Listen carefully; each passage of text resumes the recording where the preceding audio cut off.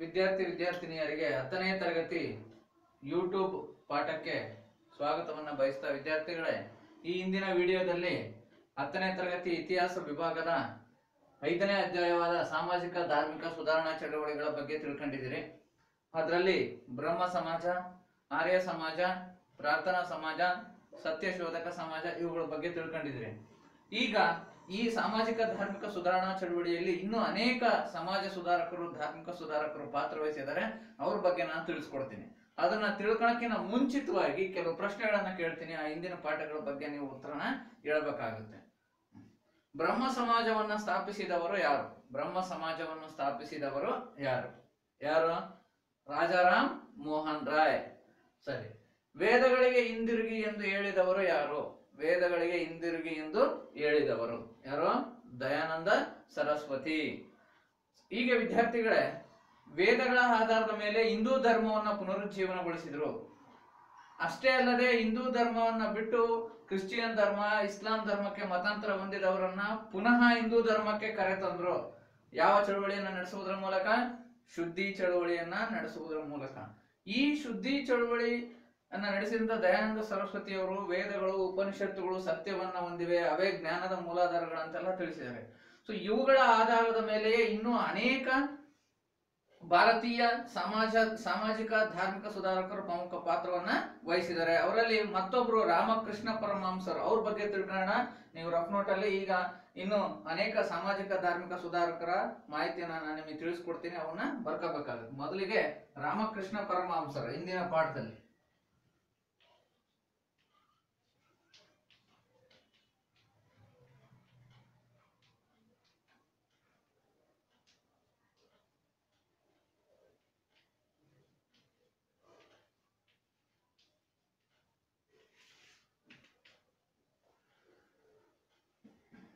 ವಿದ್ಯಾರ್ಥಿಗಳೇ, ರಾಮಕೃಷ್ಣ ಪರಮಹಂಸರ ಭಾವಚಿತ್ರನ ನಾನು ನಿಮಗೆ ತೋರಿಸ್ತೀನಿ, ಅದನ್ನ ಗಮನಿಸಿ. ಇವರು ರಾಮಕೃಷ್ಣ ಪರಮಹಂಸರು. ಗಮನಿಸಿದಿರಲ್ಲ ರಾಮಕೃಷ್ಣ ಪರಮಹಂಸರನ್ನ?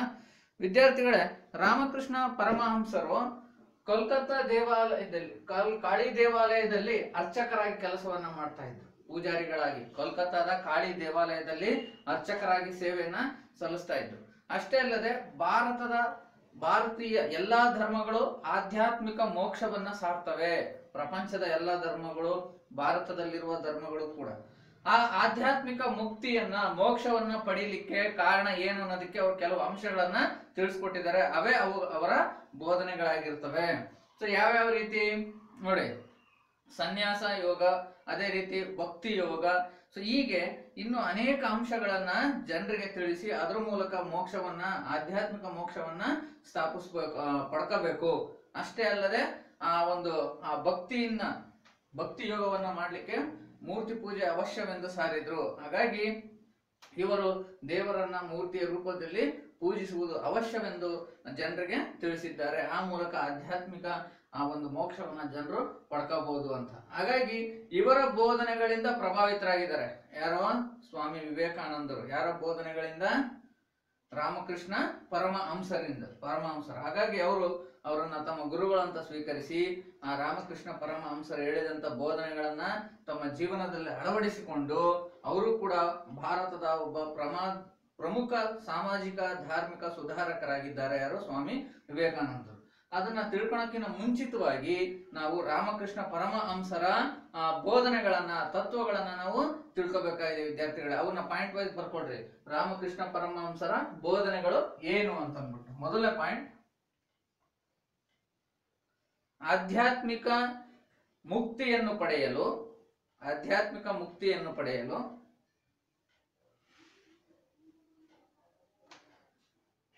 ಸನ್ಯಾಸ,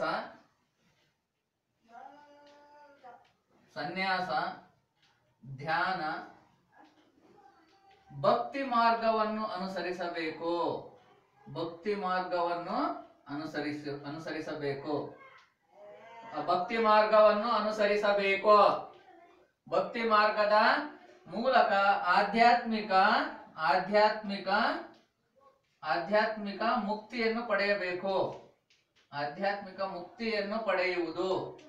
ಆಧ್ಯಾತ್ಮಿಕ ಮುಕ್ತಿಯನ್ನು ಪಡೆಯುವುದು, ಆಧ್ಯಾತ್ಮಿಕ ಮುಕ್ತಿಯನ್ನು ಪಡೆಯುವುದು.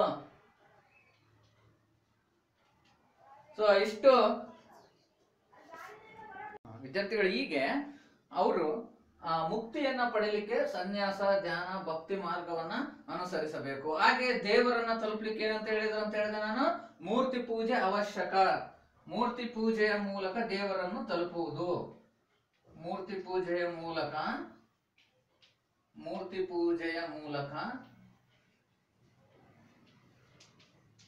ದೇವರನ್ನು ತಲುಪುವುದು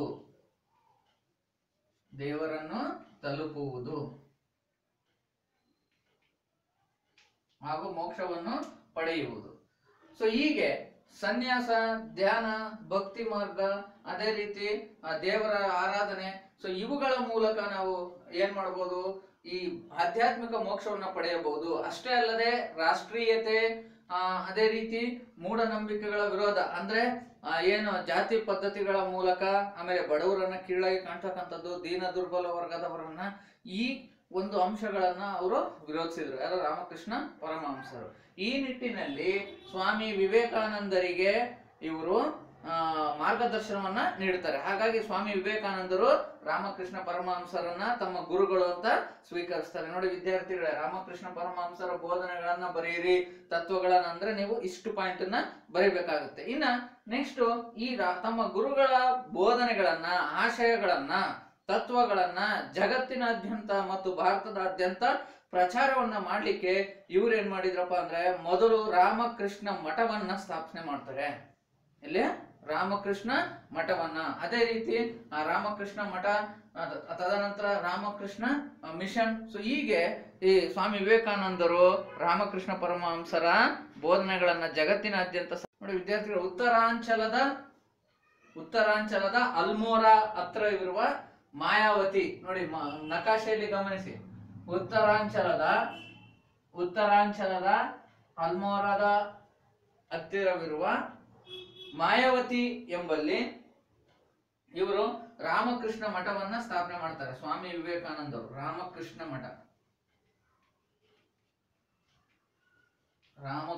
ಮಠದ ಸ್ಥಾಪನೆ ಎಲ್ಲಿ?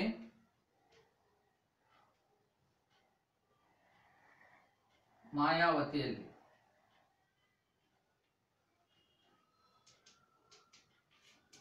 ಯಾರು ಸ್ಥಾಪನೆ ಮಾಡಿದ್ದು? ಸ್ವಾಮಿ ವಿವೇಕಾನಂದರು. ಯಾಕೆ ಅಂತ ಹೇಳಿದೆ, ರಾಮಕೃಷ್ಣ ಪರಮಹಂಸರ ಬೋಧನೆಗಳನ್ನ, ವಿಚಾರಗಳನ್ನ, ಅವರ ತತ್ವಗಳನ್ನ ಭಾರತದಾದ್ಯಂತ ಹರಡ್ಲಿಕ್ಕೆ, ಪ್ರಚಾರವನ್ನ ಮಾಡ್ಲಿಕ್ಕೆ.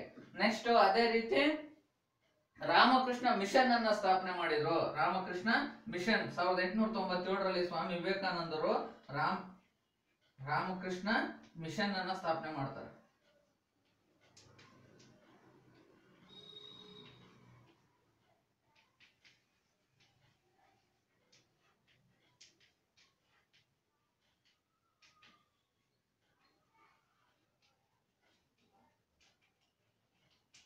ರಾಮಕೃಷ್ಣ ಮಿಷನ್ ಅನ್ನ ಸ್ಥಾಪನೆ ಮಾಡ್ತಾರೆ.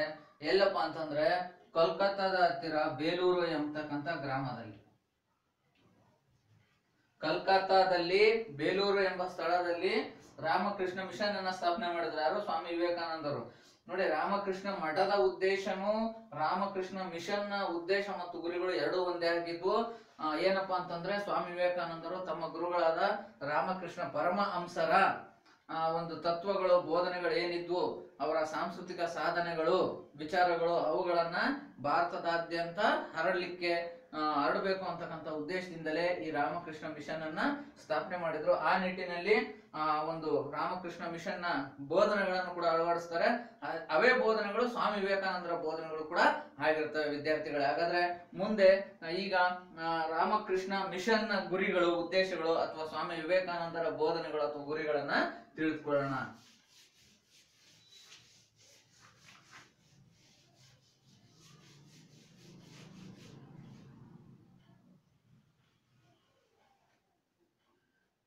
ಸ್ವಾಮಿ ವಿವೇಕಾನಂದರು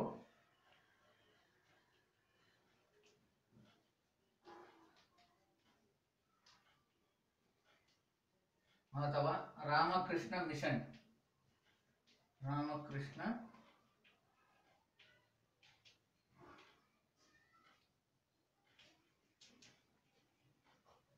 ಬೋಧನೆಗಳು ಬೋಧನೆಗಳು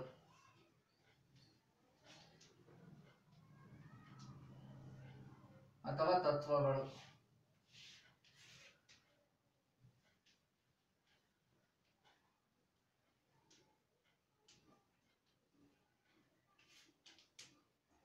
ನೋಡಿ, ಸ್ವಾಮಿ ವಿವೇಕಾನಂದರು ಕೋಲ್ಕತ್ತಾದ ಮೂಲದವರು. ಸೊ ಇವರು ಕೂಡ ಈ ಸ್ವಲ್ಪ ದಿನಗಳ ಬಾಲ್ಯದಲ್ಲಿ ಅಪಾರವಾದಂತಹ ಪಾಂಡಿತ್ಯವನ್ನು ತಿಳ್ಕೊಂಡವರು, ಮತ್ತೆ ಭಾರತದ ಶೋಷಣೆಯ ವಿವಿಧ ಮುಖಗಳನ್ನ ಕಂಡಂತವರು. ಅಂದ್ರೆ ಬಡವರನ್ನ ಯಾವ ರೀತಿ ಶೋಷಣೆಗೆ ಗುರಿಪಡಿಸ್ತಾ ಇದ್ದಾರೆ, ಅದೇ ರೀತಿಯಾಗಿ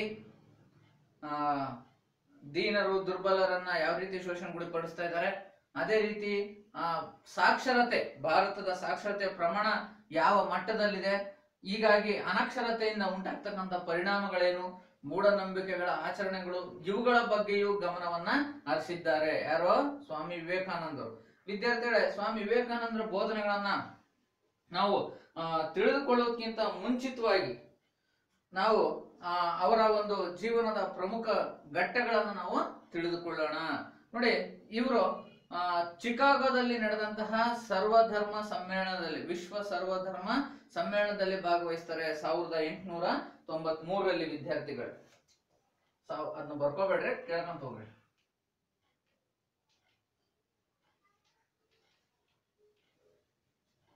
ಚಿಕಾಗೋ ಎಂಬತಕ್ಕಂಥ ಊರು ಎಲ್ಲಿದೆ? ಅಮೆರಿಕಾದಲ್ಲಿದೆ. ಅಮೆರಿಕಾದ ಚಿಕಾಗೋದಲ್ಲಿ ವಿಶ್ವ ಸರ್ವಧರ್ಮ ಸಮ್ಮೇಳನ ನಡೆಯುತ್ತೆ 1893ರಲ್ಲಿ, ಕ್ರಿಸ್ತಶಕ 1893ರಲ್ಲಿ. ಆ ಚಿಕಾಗೋದಲ್ಲಿ ಭಾರತದ ಪರವಾಗಿ ಭಾಗವಹಿಸಿದ್ರು. ಯಾರು? ಸ್ವಾಮಿ ವಿವೇಕಾನಂದರು. ಈ ವಿಶ್ವ ಸರ್ವಧರ್ಮ ಸಮ್ಮೇಳನ ಎಲ್ಲಿ ಚಿಕಾಗೋದಲ್ಲಿ ನಡೀತಲ್ಲ, ಅಲ್ಲಿ ಇವ್ರು ಏನ್ ಮಾಡಿದ್ರಪ್ಪ ಅಂತಂದ್ರೆ, ಅಲ್ಲಿ ಎಲ್ಲ ಧರ್ಮಗಳ ಮೂಲ ಆಶಯ ಒಂದೇ, ವಿಶ್ವ ಭ್ರಾತೃತ್ವ ಭಾವನೆಯನ್ನ ಬೆಳೆಸುವುದು ಅಲ್ವಾ. ಸೊ ಇಂಥ ಒಂದು ಅಂಶವನ್ನ ಆ ಒಂದು ವಿಶ್ವ ಸರ್ವಧರ್ಮ ಸಮ್ಮೇಳನದಲ್ಲಿ ತಿಳಿಸ್ತಾರೆ. ಯಾರು? ಸ್ವಾಮಿ ವಿವೇಕಾನಂದರು. ಹಾಗಾಗಿ ಇಡೀ ಜಗತ್ತಿನ ಜನರು ಈ ಸ್ವಾಮಿ ವಿವೇಕಾನಂದರ ಭಾಷಣವನ್ನ ಕೇಳಿ ಅವರ ಒಂದು ಮಾತುಗಳಿಗೆ ಬೆರಗಾಗ್ತಾರೆ. ಅದರ ಅರ್ಥ ಅಷ್ಟು ಆ ಒಂದು ವಿಶ್ವ ಸರ್ವಧರ್ಮ ಸಮ್ಮೇಳನದಲ್ಲಿ ಎಲ್ಲ ಧರ್ಮಗಳ ಆಶಯವು ಒಂದೇ, ವಿಶ್ವ ಭ್ರಾತೃತ್ವ ಭಾವನೆಯನ್ನು ಬೆಳೆಸುವುದು.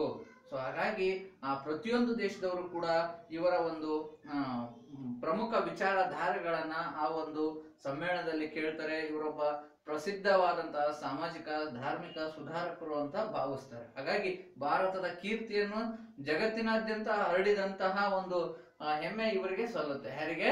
ಸ್ವಾಮಿ ವಿವೇಕಾನಂದರಿಗೆ. ಹಾಗೆಯೇ ಕಾಂಗ್ರೆಸ್ ಆಫ್ ರಿಲಿಜಿಯಸ್ ಅಮೆರಿಕದಲ್ಲಿ ನಡೆದಂತಹ ಸಮ್ಮೇಳನ. ಸೊ ಈ ಒಂದು ವಿಶ್ವ ಧರ್ಮ ಸಮ್ಮೇಳನ ಎಲ್ಲಿದ್ವು ಅಲ್ಲೆಲ್ಲದೂ ಕೂಡ ಭಾಗವಹಿಸಿ ಸ್ವಾಮಿ ವಿವೇಕಾನಂದರು ಏನ್ ಮಾಡಿದ್ದಾರೆ, ಈ ಭಾರತದ ವೇದಾಂತದ ಘನತೆಯನ್ನ, ಹಿಂದೂ ಧರ್ಮದ ಪುನರುತ್ಥಾನಕ್ಕೆ ಒಂದು ಹೋರಾಟವನ್ನ ನಡೆಸಿದ್ದಾರೆ ವಿದ್ಯಾರ್ಥಿಗಳೇ. ಹಾಗಾಗಿ ಈ ಒಂದು ವೇದಗಳು, ಉಪನಿಷತ್ತುಗಳು, ಭಾರತೀಯ ದರ್ಶನ ಶಾಸ್ತ್ರಗಳು, ಇವುಗಳ ಪ್ರಮುಖ ಅಂಶಗಳನ್ನು ಅವರು ಈ ಒಂದು ಸಮ್ಮೇಳನಗಳಲ್ಲಿ ತಿಳಿಸಿದ್ದಾರೆ ವಿದ್ಯಾರ್ಥಿಗಳೇ. ಇನ್ನು ಸ್ವಾಮಿ ವಿವೇಕಾನಂದರ ಬೋಧನೆಗಳೇನು? ಹಾಗಾದ್ರೆ ಈ ಪಾಠದ ಒಂದು ಪ್ರಮುಖ ಘಟ್ಟಕ್ಕೆ ಬಂದಿದೀವಿ ನಾವು. ಈ ಸ್ವಾಮಿ ವಿವೇಕಾನಂದರ ಬೋಧನೆಗಳೇನು ಅಥವಾ ರಾಮಕೃಷ್ಣ ಮಿಷನ್ ನ ತತ್ವಗಳೇನು ಅಂತ. ಯಾಕೆ ಸ್ಥಾಪನೆ ಮಾಡಿದ ರಾಮಕೃಷ್ಣ ಮಿಷನ್? ಸ್ವಾಮಿ ವಿವೇಕಾನಂದರು ಯಾಕಪ್ಪ ಸ್ಥಾಪನೆ ಮಾಡಿದ್ದಾರೆ ಅಂತಂದ್ರೆ, ತಮ್ಮ ಗುರುಗಳಾದ ರಾಮಕೃಷ್ಣ ಪರಮಹಂಸರ ತತ್ವಗಳೇನಿದ್ವು, ಆ ಒಂದು ಬೋಧನೆಗಳು, ಅವುಗಳನ್ನ ಜಗತ್ತಿನಾದ್ಯಂತ ಹರಡಬೇಕು ಅಂತಂದ್ಬಿಟ್ಟು. ನೋಡಿ ವಿದ್ಯಾರ್ಥಿಗಳು, ಈ ನಿಟ್ಟಿನಲ್ಲಿ ಅದಕ್ಕೆ ಇವರು ಕೂಡ ತಮ್ಮದೇ ಆದ ತತ್ವಗಳನ್ನ ಅಳವಡಿಸಿದ್ದಾರೆ. ಅದರಲ್ಲೂ ಭಾರತೀಯರು ವಿದ್ಯಾವಂತರಾಗಬೇಕು, ಅವರಿಗೆ ಶಿಕ್ಷಣವನ್ನ ನೀಡಬೇಕು. ಆವಾಗ ಅವರು ವಿದ್ಯಾವಂತರಾದ್ರೆ ಅವರು ತಮ್ಮಲ್ಲಿರ್ತಕ್ಕಂತಹ ಅಜ್ಞಾನ ಮೂಢನಂಬಿಕೆಗಳನ್ನ ಪ್ರಶ್ನಿಸ್ಕೊಳ್ತಾರೆ. ಆ ದೇಶವನ್ನು ಅಭಿವೃದ್ಧಿ ಪಡಿಸ್ಲಿಕ್ಕೆ ಸಹಕಾರವನ್ನ ವ್ಯಕ್ತಪಡಿಸ್ತಾರೆ. ಹೀಗೆ ಪ್ರಮುಖ ಅಂಶಗಳನ್ನ ಇವರು ತಿಳಿಸಿದ್ದಾರೆ. ಈಗ ನೀವು ಸ್ವಾಮಿ ವಿವೇಕಾನಂದರ ಬೋಧನೆಗಳೇನು ಅಥವಾ ರಾಮಕೃಷ್ಣ ಮಿಷನ್ ನ ತತ್ವಗಳೇನು, ಅವುಗಳನ್ನ ನೀವು ಪಾಯಿಂಟ್ ಮಾಡ್ಕೊಂತ ಹೋಗ್ಬೇಕು. ಮೊದಲಿಗೆ ನಾನು ಹೇಳಿದ್ದೀನಿ, ಭಾರತದಲ್ಲಿರ್ತಕ್ಕಂತಹ ಶೋಷಿತ ವರ್ಗದವರ ಏಳಿಗೆಯನ್ನ ಮಾಡಬೇಕು. ಅಂದ್ರೆ ಬಡತನ, ಅದೇ ರೀತಿ ಜಾತಿ ಪದ್ಧತಿ, ಅದೇ ರೀತಿ ಅಜ್ಞಾನ ಮೂಢನಂಬಿಕೆಗಳಿಗೆ ಸಿಲುಕಿ ಶೋಷಣೆಗೆ ಗುರಿಪಡುತ್ತಿರುವ ಕೆಳವರ್ಗದ ಜನರು, ಇವರೆಲ್ಲರ ಅಭಿವೃದ್ಧಿ ಆದಾಗ ಮಾತ್ರ ಆ ದೇಶ ಅಭಿವೃದ್ಧಿ ಆಗುತ್ತದೆ. ಮತ್ತು ಅಲ್ಲಿನ ಜನರನ್ನ ವಿದ್ಯಾವಂತರನ್ನಾಗಿ ಮಾಡಬೇಕು. ಅಷ್ಟೇ ಅಲ್ಲದೆ ಧರ್ಮ ಅಂದ್ರೆ ಕತ್ತಲಲ್ಲಿರ್ತಕ್ಕಂಥವ್ರಿಗೆ ಬೆಳಕನ್ನ ನೀಡಬೇಕು. ಅಂದ್ರೆ ಬಡವರು ನಿರ್ಗತಿಕರ ಬಗ್ಗೆ ಜನರು ಕರುಣೆಯನ್ನ ತೋರಿಸ್ಬೇಕು. ಸೊ ಹಾಗಾಗಿ ಧರ್ಮದ ಪ್ರಮುಖ ಆಶಯವೇ ಕತ್ತಲಲ್ಲಿರುವವರಿಗೆ ಬೆಳಕನ್ನ ನೀಡ್ತಕ್ಕಂಥದ್ದು. ಹೀಗೆ ಇನ್ನು ಅನೇಕ ಅಂಶಗಳನ್ನ ತಮ್ಮ ಬೋಧನೆಗಳಲ್ಲಿ ಅಳವಡಿಸಿದ್ದಾರೆ. ಅವೆಲ್ಲವುಗಳನ್ನ ನಾವು ತಿಳ್ಕೊಳ್ಳೋಣ. ನೋಡಿ ಏನ್ ಹೇಳ್ತಾರೆ, ಪಾಶ್ಚಿಮಾತ್ಯರ ಅಂಧಾನುಕರಣೆಯನ್ನ ಬಿಡಬೇಕು. ವೇಷಭೂಷಣ ಆಗಿರ್ಬೋದು, ಅದೇ ರೀತಿಯಾಗಿ ಇನ್ನು ಇನ್ನು ಅನೇಕ ಅಂಶಗಳು ಪಾಶ್ಚಿಮಾತ್ಯರ ರೀತಿಯಲ್ಲಿ ಅನುಕರಣೆಯನ್ನ ಮಾಡ್ತಕ್ಕಂಥದ್ದು, ಅವುಗಳನ್ನ ಬಿಡ್ರಿ. ಅದೇ ರೀತಿಯಾಗಿ ವೈಜ್ಞಾನಿಕ ಆಲೋಚನೆಗಳನ್ನ ಮಾಡ್ರಿ ಅಂತ ತಿಳಿಸಿರ್ತಕ್ಕಂಥದ್ದು ಸ್ವಾಮಿ ವಿವೇಕಾನಂದರು. ಸೊ ಇಷ್ಟು ಸ್ವಾಮಿ ವಿವೇಕಾನಂದರು ತಿಳಿಸಿದಂತ ಬೋಧನೆಗಳು, ಅವನ್ನ ಪಾಯಿಂಟ್ಸ್ ರೂಪದಲ್ಲಿ ಬರ್ಕೋಬೇಕು. ಮೊದಲನೇ ಪಾಯಿಂಟ್,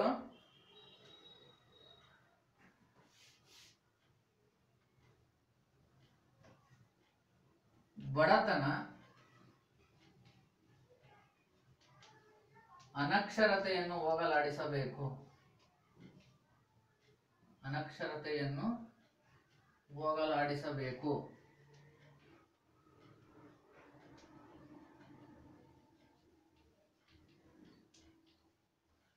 ಸೊ ಈ ಅನಕ್ಷರತೆಯನ್ನು ಹೋಗಲಾಡಿಸಬೇಕು ಅಂದ್ರೆ ಏನ್ ಮಾಡ್ಬೇಕು? ಎಲ್ಲರಿಗೂ ಶಿಕ್ಷಣವನ್ನು ನೀಡುವುದು. ಭಾರತದಲ್ಲಿರ್ತಕ್ಕಂಥವ್ರಿಗೆ ಎಲ್ಲರಿಗೂ ಶಿಕ್ಷಣ ನೀಡುವುದು.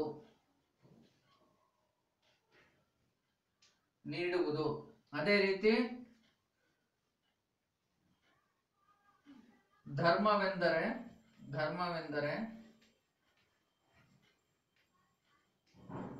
ಕತ್ತಲಿನಲ್ಲಿರುವವರಿಗೆ ಬೆಳಕನ್ನು ನೀಡುವುದು.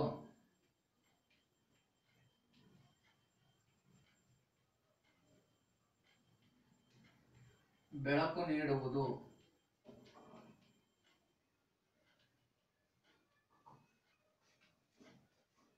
ಬೆಳಕು ನೀಡುವುದು.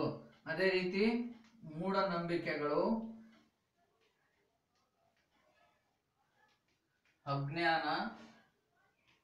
ಅಜ್ಞಾನ, ಮೂಢನಂಬಿಕೆ, ಅಜ್ಞಾನ,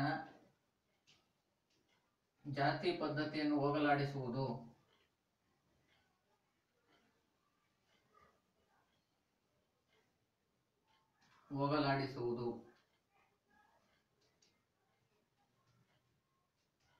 ಮತ್ತೆ ಈ ಒಂದು ದೀನರಿಗೆ,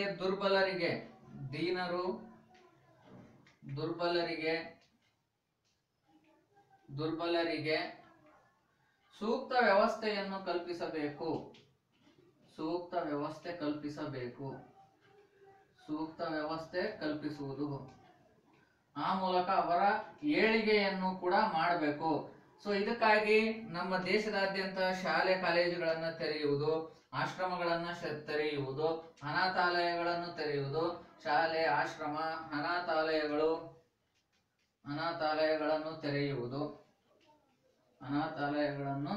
ತೆರೆಯುವುದು.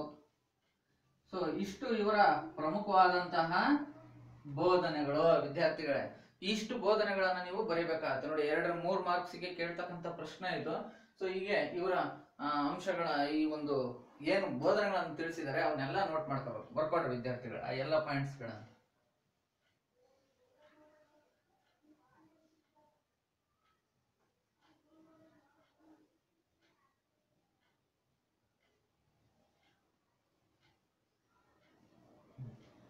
ಕೊನೆ ಪಾಯಿಂಟ್, ಸಮಾಜ ಮತ್ತು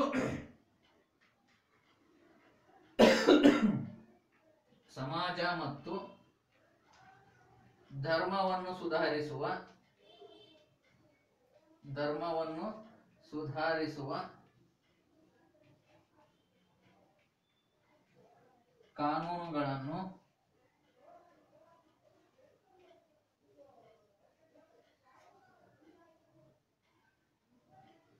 ಆಡಳಿತ ನಡೆಸುವವರು ಜಾರಿಗೆ ತರಬೇಕು.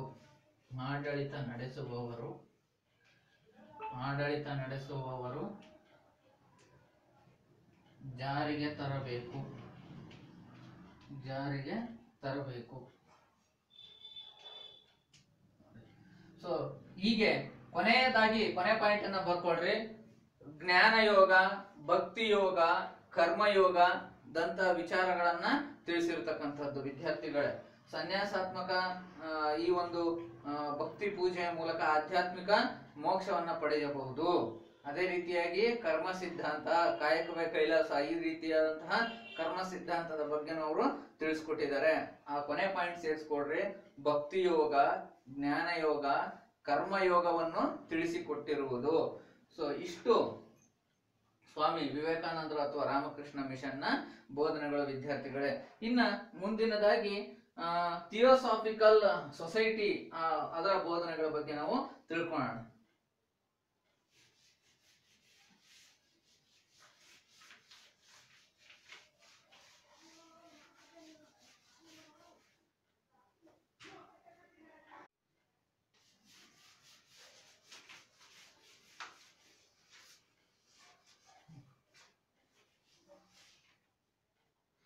ಇನ್ನ ಮುಂದಿನ ಒಂದು ಸಮಾಜ ಸುಧಾರಕ ಸಂಸ್ಥೆ ಥಿಯೋಸಾಫಿಕಲ್ ಸೊಸೈಟಿ, ಬ್ರಹ್ಮ ವಿದ್ಯಾ ಸಮಾಜ ಅಂತ ಕರಿತೀವಿ ವಿದ್ಯಾರ್ಥಿಗಳು. ಬ್ರಹ್ಮ ವಿದ್ಯಾ ಸಮಾಜ, ಥಿಯೋಸಾಫಿಕಲ್ ಸೊಸೈಟಿ, ಥಿಯೋಸಾಫಿಕಲ್ ಸೊಸೈಟಿ.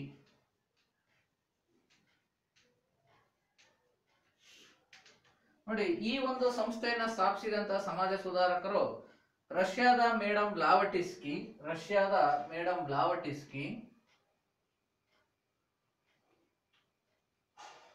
ಅಮೆರಿಕಾದ ಕರ್ನಲ್ ಎಚ್ ಎಸ್ ಆಲ್ಕಾಟ್ ಎಂಬತಕ್ಕಂಥವ್ರು,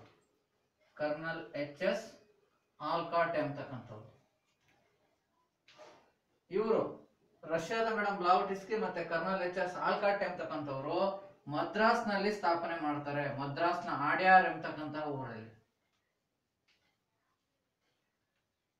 ಮದ್ರಾಸ್ನ ಆಡ್ಯಾರ್ ಎಂಬಲ್ಲಿ ಈ ಒಂದು ಥಿಯೋಸಾಫಿಕಲ್ ಸೊಸೈಟಿಯನ್ನ ಸ್ಥಾಪನೆ ಮಾಡ್ತಾರೆ. ಬ್ರಹ್ಮ ವಿದ್ಯಾ ಸಮಾಜ ವಿದ್ಯಾರ್ಥಿಗಳೇ, ಈ ಬ್ರಹ್ಮ ವಿದ್ಯಾ ಸಮಾಜದ ಮೂಲ ಆಶಯ ಏನು? ಇದನ್ನ ಸ್ಥಾಪನೆ ಮಾಡಿದ್ದು ಜಗತ್ತಿನ ವಿವಿಧ ಧರ್ಮಗಳ ಮೂಲ ಗ್ರಂಥಗಳನ್ನ ಅಭ್ಯಾಸ ಮಾಡತಕ್ಕಂಥದ್ದು, ಶಾಸ್ತ್ರ ಗ್ರಂಥಗಳನ್ನ ಅಧ್ಯಯನ ಮಾಡ್ತದ್ದು, ಆ ಮೂಲಕ ಅವುಗಳ ಆಶಯವನ್ನ ತಿಳಿದುಕೊಳ್ತಕ್ಕಂಥದ್ದು, ಆ ಧರ್ಮಗಳ ತತ್ವಗಳನ್ನ ತುಲನಾತ್ಮಕವಾಗಿ ಅವ್ರೇನ್ ಮಾಡೋದು, ಹೋಲಿಕೆ ಮಾಡ್ತಕ್ಕಂಥದ್ದು, ಯಾವ್ಯಾವ ಧರ್ಮದ ಪ್ರಮುಖ ತತ್ವ ಏನ್ ಹೇಳುತ್ತೆ. ಸೊ ಇವು ಎಲ್ಲವುಗಳ ಆಧಾರದ ಮೇಲೆ ವಿಶ್ವ ಭ್ರಾತೃತ್ವ ಭಾವನೆಯನ್ನ ಬೆಳೆಸುವುದು. ಅಂದ್ರೆ ಪ್ರಪಂಚದಲ್ಲಿರುವ ಪ್ರತಿಯೊಬ್ಬರು ಕೂಡ ಸಹೋದರರು, ವಿವಿಧ ದೇಶಗಳಲ್ಲಿರ್ತಕ್ಕಂಥವ್ರು. ಸೊ ಇಂತಹ ಒಂದು ವಿಶ್ವ ಭ್ರಾತೃತ್ವ ಭಾವನೆಯನ್ನ ಜನರಲ್ಲಿ ಮೂಡಿಸುವುದು ಈ ಥಿಯೋಸಾಫಿಕಲ್ ಸೊಸೈಟಿಯ ಪ್ರಮುಖ ಉದ್ದೇಶವಾಗಿದೆ. ಆ ಮೂಲಕ ಭಾರತದಲ್ಲಿಯೂ ಕೂಡ ನಮ್ಮ ಒಂದು ಪ್ರಮುಖ ಧರ್ಮ ಏನಿತ್ತು, ಹಿಂದೂ ಧರ್ಮ, ಆ ಹಿಂದೂ ಧರ್ಮಕ್ಕೆ ಸಂಬಂಧಿಸಿದಂತೆ ವೇದಗಳು, ದರ್ಶನಗಳು, ಅದೇ ರೀತಿ ಶಾಸ್ತ್ರಗಳು, ಸೊ ಇವುಗಳ ಬಗ್ಗೆ ತುಲನಾತ್ಮಕವಾಗಿ ಅಧ್ಯಯನವನ್ನ ನಡೆಸಿ, ಅಷ್ಟೇ ಅಲ್ಲದೆ ಅವುಗಳ ಪ್ರಮುಖ ಅಂಶಗಳನ್ನ ಜನರಿಗೆ ತಿಳಿಸ್ತಕ್ಕಂಥ ಶಿಕ್ಷಣ ಒಂದು ಕಾರ್ಯವನ್ನ ಮಾಡಿದ್ರು. ಈ ನಿಟ್ಟಿನಲ್ಲಿ ಅವುಗಳ ಬಗ್ಗೆ ಶಿಕ್ಷಣವನ್ನ ನೀಡಿದ್ರು. ಯಾರಿಗೆ? ಭಾರತೀಯರಿಗೆ, ಈ ಥಿಯೋಸಾಫಿಕಲ್ ಸೊಸೈಟಿಯ ಮೂಲಕ. ಈ ಒಂದು ಅಷ್ಟೇ ಅಲ್ಲದೆ ಏನು ಭಾರತದಲ್ಲಿ ಅಸಮಾನತೆ ಇತ್ತು, ಸ್ತ್ರೀ ಪುರುಷರ ನಡುವೆ ಅಸಮಾನತೆ ಇರ್ತಕ್ಕಂಥದ್ದು, ಅದೇ ರೀತಿಯಾಗಿ ಜಾತಿ ವ್ಯವಸ್ಥೆ. ಸೊ ಅವತ್ತೇನು ಮೂಢನಂಬಿಕೆಗಳಿದ್ವು 19ನೇ ಶತಮಾನದಲ್ಲಿ, ಜಾತಿ ಪದ್ಧತಿ, ಅಸ್ಪೃಶ್ಯತೆ, ಅದೇ ರೀತಿ ಅನಕ್ಷರತೆ, ಅಜ್ಞಾನ, ಮೂಢನಂಬಿಕೆ, ಈ ಎಲ್ಲಾ ಸಮಸ್ಯೆಗಳಿಗೆ ಉತ್ತರಗಳನ್ನು ಆ ಶಾಸ್ತ್ರ ಗ್ರಂಥಗಳ ಮೂಲಕವೇ, ಆ ಒಂದು ದರ್ಶನಗಳು, ವೇದಗಳು, ಶಾಸ್ತ್ರಗಳು, ಪುರಾಣಗಳು, ಇವುಗಳ ಮೂಲಕವೇ ಪಡೆದುಕೊಳ್ಳಬೇಕೆಂದು ಈ ಬ್ರಹ್ಮ ವಿದ್ಯಾ ಸಮಾಜ ಜನರಿಗೆ ತಿಳಿಯಪಡಿಸಿತು. ಅಷ್ಟೇ ಅಲ್ಲದೆ ಜನರಿಗೆ ರಾಷ್ಟ್ರೀಯತೆಯ ವಿಚಾರಗಳನ್ನು ತಿಳಿಸತೊಡಗಿತು. ನೋಡಿ ವಿದ್ಯಾರ್ಥಿಗಳೇ, ಈ ಬ್ರಹ್ಮ ವಿದ್ಯಾ ಸಮಾಜ ಹೆಚ್ಚು ಪ್ರಸಿದ್ಧಿಗೆ ಬಂದಿದ್ದು ಈ ಸ್ಥಾಪಕರ ನಂತರ ಮತ್ತೊಬ್ಬರು ಅದರ ಅನುಯಾಯಿಗಳಾಗ್ತಾರೆ. ಅವ್ರು ಯಾರಪ್ಪ ಅಂತಂದ್ರೆ ಆನಿ ಬೆಸೆಂಟ್ ಅಂತ. ಯಾರು? ಆನಿ ಬೆಸೆಂಟ್. ಆನಿ ಬೆಸೆಂಟ್ ಇವರು ಐರ್ಲೆಂಡ್ ದೇಶದ ಮಹಿಳೆ. ಆನಿ ಬೆಸೆಂಟ್ ಯಾರು? ಐರ್ಲೆಂಡ್ ದೇಶದ ಮಹಿಳೆ. ಈ ಐರ್ಲೆಂಡ್ ದೇಶದ ಮಹಿಳೆ ಭಾರತಕ್ಕೆ ಬಂದ ಮೇಲೆ ಈ ಬ್ರಹ್ಮ ವಿದ್ಯಾ ಸಮಾಜಕ್ಕೆ ಸೇರ್ಕೊಂಡು ಭಾರತೀಯ ಸಮಾಜವನ್ನು ಸುಧಾರಿಸಲು ಪ್ರಯತ್ನವನ್ನ ಪಟ್ಲು. ಅಷ್ಟೇ ಅಲ್ಲದೆ ಆನಿ ಬೆಸೆಂಟ್ ಏನು ವಿದೇಶದಲ್ಲಿ ಅವರು ಬೇರೆ ದೇಶದವರು ಅಲ್ಲಿಯೇ ಭಾರತೀಯ ಧರ್ಮ ಶಾಸ್ತ್ರ ಗ್ರಂಥಗಳನ್ನ ತಿಳ್ಕೊಂಡು ಇದರ ಆಧಾರದ ಮೇಲೆ ಹಿಂದೂ ಧರ್ಮವನ್ನ ಪುನರುಜ್ಜೀವನಗೊಳಿಸಲು ಪ್ರಯತ್ನವನ್ನ ಪಟ್ಟಿದ್ದಾರೆ. ಯಾರು ಅನಿ ಬೆಸೆಂಟ್. ಇದಕ್ಕಾಗಿ ಇವರು ಅನೇಕ ವೃತ್ತ ಪತ್ರಿಕೆಗಳನ್ನ ಹೊರಡಿಸ್ತಾರೆ. ನೋಡಿ, ಮೊದಲನೇದಾಗಿ ಈ ಥಿಯೋಸಾಫಿಕಲ್ ಸೊಸೈಟಿಗೆ ಸಂಬಂಧಪಟ್ಟಂತೆ ಅನಿ ಬೆಸೆಂಟ್ ರವರು ಏನೇನು ಕೆಲಸಗಳನ್ನ ಮಾಡಿದ್ದಾರೆ ಅವುಗಳನ್ನ ನಾವು ತಿಳ್ಕೋಬೇಕು. ಆಮೇಲೆ ಅನಿ ಬೆಸೆಂಟ್ ರವರ ಬೋಧನೆಗಳು ಅವುಗಳ ಬಗ್ಗೆ ನಾವು ತಿಳ್ಕೊಳ್ಳೋಣ. ಅನಿ ಬೆಸೆಂಟ್ ರ ಬೋಧನೆಗಳು ಅಂದ್ರು ಒಂದೇ, ಥಿಯೋಸಾಫಿಕಲ್ ಸೊಸೈಟಿಯ ಬೋಧನೆಗಳು ಅಂದ್ರು ಒಂದೇ. ವಿದ್ಯಾರ್ಥಿಗಳ ಎರಡು ಪ್ರಶ್ನೆ ಕೇಳಿದ್ರೆ ಏನ್ ಬೋಧನೆಗಳನ್ನ ಬರೆಸ್ತೀನಿ ನೆಕ್ಸ್ಟ್ ಅವನ್ನ ನೀವು ಬರೀಬೇಕಾಗುತ್ತೆ. ನೋಡಿ, so New India Commonweal, New India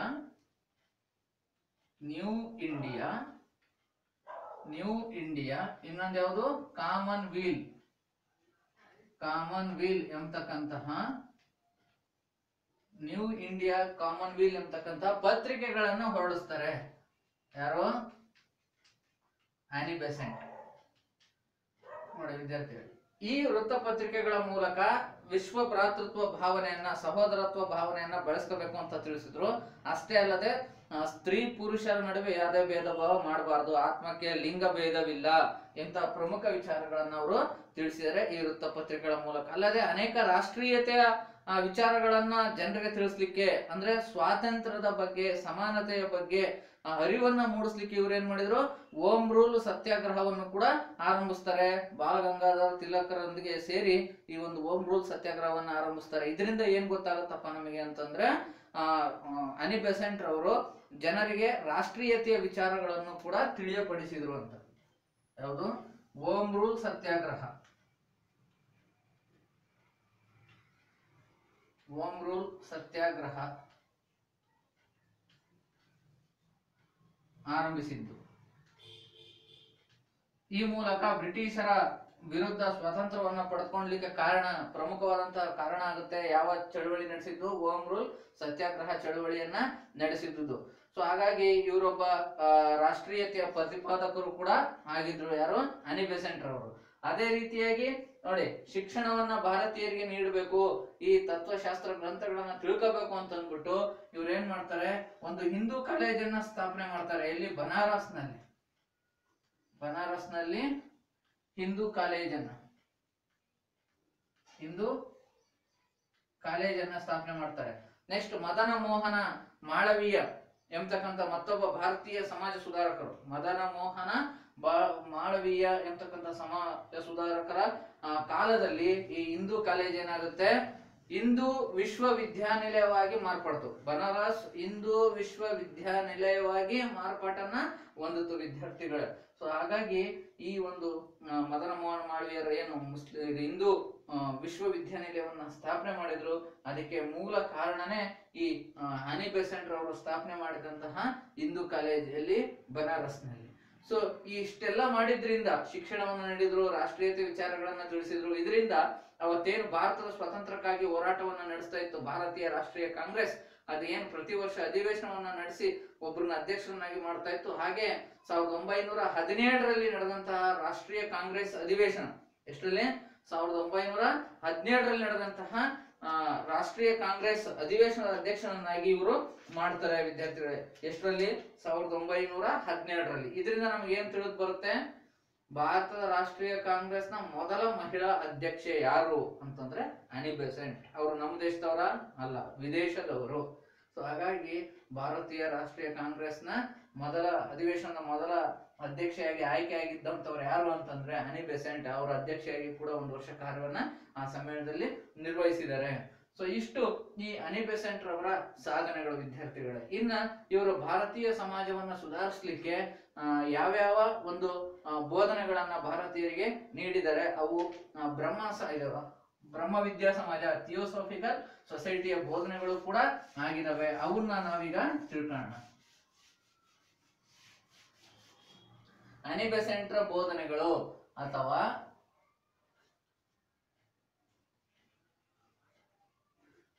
ತತ್ವಗಳು.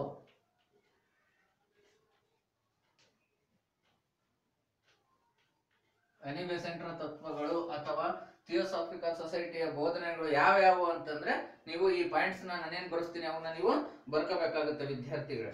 ಮೊದಲನೇದಾಗಿ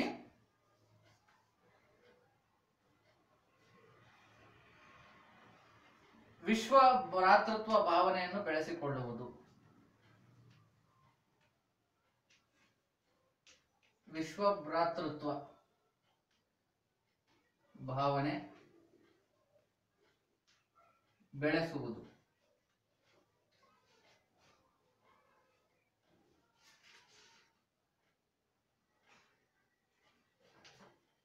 ನೋಡಿ ವಿದ್ಯಾರ್ಥಿಗಳ ಮೊದಲನೇ ಪಾಯಿಂಟ್, ವಿಶ್ವ ಭ್ರಾತೃತ್ವ ಭಾವನೆ ಬೆಳೆಸುವುದು ಎಲ್ಲರಲ್ಲಿಯೂ, ಜಗತ್ತಿನ ಎಲ್ಲ ಜನರಲ್ಲಿಯೂ. ಅದೇ ರೀತಿ ಹಿಂದೂ ಧರ್ಮಕ್ಕೆ ಸೇರಿದ ಎರಡನೇ ಪಾಯಿಂಟ್,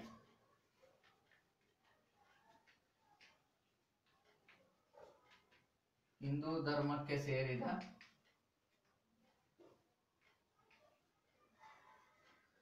ಗ್ರಂಥಗಳು, ಶಾಸ್ತ್ರಗಳು,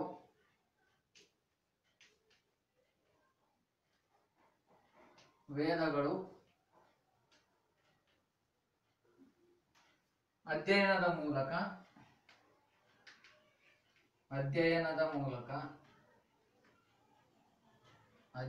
ಮೂಲಕ ಸಾಮಾಜಿಕ ಧಾರ್ಮಿಕ ಸಮಸ್ಯೆಗಳನ್ನು ಪರಿಹರಿಸುವುದು. ಸಾಮಾಜಿಕ ಧಾರ್ಮಿಕ ಸಮಸ್ಯೆಗಳ ಪರಿಹಾರ.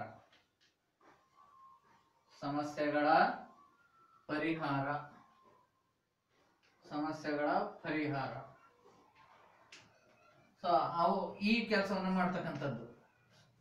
ಆ ಮೂಲಕ ಹಿಂದೂ ಧರ್ಮವನ್ನ ಪುನರುತ್ಥಾನಗೊಳಿಸುವುದು. ಹಿಂದೂ ಧರ್ಮವನ್ನು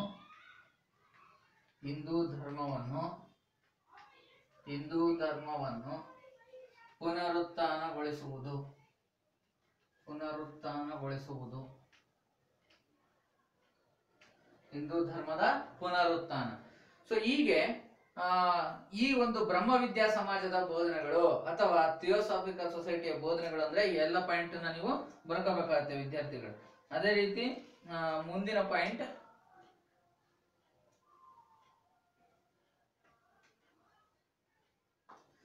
ಭಾರತೀಯ ಸಂಸ್ಕೃತಿಯ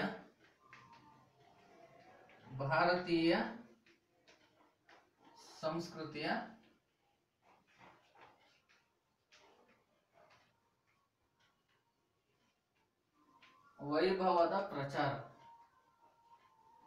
ವೈಭವದ ಹರಡುವಿಕೆ. ಪ್ರಪಂಚದಾದ್ಯಂತ ತಿಳಿಸ್ತಕ್ಕಂಥದ್ದು. ಇಷ್ಟು ಬೋಧನೆಗಳನ್ನ ಅವರು ತಿಳಿಸಿದ್ದಾರೆ. ಅಲ್ಲದೆ ಎಲ್ಲ ವರ್ಗದವರಿಗೂ ಶಿಕ್ಷಣವನ್ನ ನೀಡಬೇಕು. ಎಲ್ಲ ವರ್ಗದವರಿಗೂ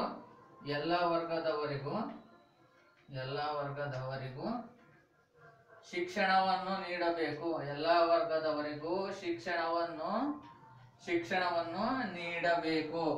ವರ್ಗದವರಿಗೂ ಶಿಕ್ಷಣವನ್ನು ನೀಡಬೇಕು ವಿದ್ಯಾರ್ಥಿಗಳೇ. ಅದೇ ರೀತಿ ಎಲ್ಲ ಭಾರತೀಯರಿಗೂ ಶಿಕ್ಷಣ ನೀಡುವುದು. ಎಲ್ಲ ವರ್ಗದವರಿಗೂ ಶಿಕ್ಷಣವನ್ನ ನೀಡತಕ್ಕಂಥದ್ದು. ಸೆಂಟ್ರಲ್ ಹಿಂದೂ ಕಾಲೇಜು ಸ್ಥಾಪನೆ ಮೂಲಕ, ಸೆಂಟ್ರಲ್ ಹಿಂದೂ ಕಾಲೇಜ್ ಎಲ್ಲಿ ಸ್ಥಾಪನೆ ಮಾಡಿದ್ದಾರೆ? ಸೆಂಟ್ರಲ್ ಹಿಂದೂ ಕಾಲೇಜನ್ನ ಬನಾರಸ್ನಲ್ಲಿ. ಸೆಂಟ್ರಲ್ ಹಿಂದೂ ಕಾಲೇಜ್ ಸ್ಥಾಪನೆ ಮೂಲಕ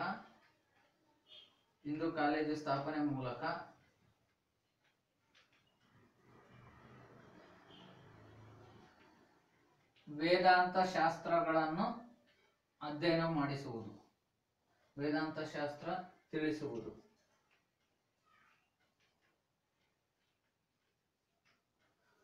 ಎಲ್ಲಿ ಆ ಕಾಲೇಜಿನಲ್ಲಿ ಅಧ್ಯಯನ ಮಾಡ್ತಕ್ಕಂತಹ ವಿದ್ಯಾರ್ಥಿಗಳಿಗೆ ಭಾರತೀಯ ವೇದಾಂತ ಶಾಸ್ತ್ರ ಇವುಗಳನ್ನ ಅಧ್ಯಯನ ಮಾಡಿಸ್ತಕ್ಕಂಥದ್ದು. ಈ ಸೆಂಟ್ರಲ್ ಹಿಂದೂ ಕಾಲೇಜೇ ಇವತ್ತೇನಾಗಿದೆ?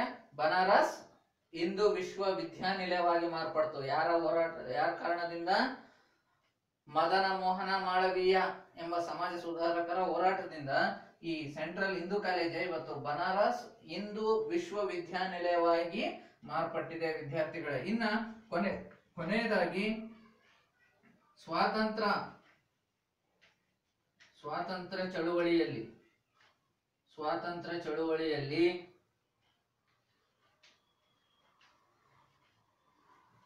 ಜನರು ಭಾಗವಹಿಸುವಂತೆ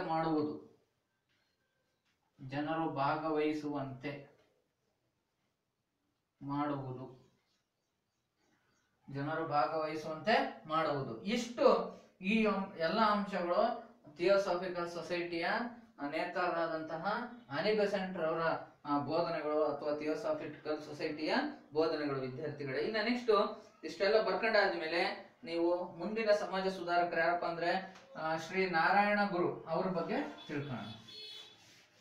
ಬರ್ಕೊಂಡ್ರೆ ಅವನ್ನ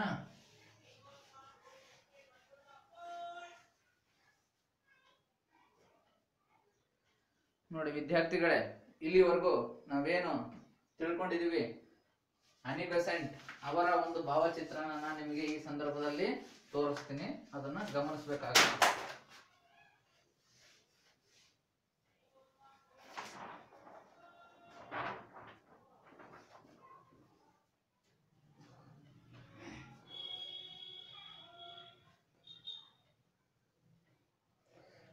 ನೋಡಿ ಭಾವಚಿತ್ರದಲ್ಲಿರುವವರನ್ನ ಗಮನಿಸಿ.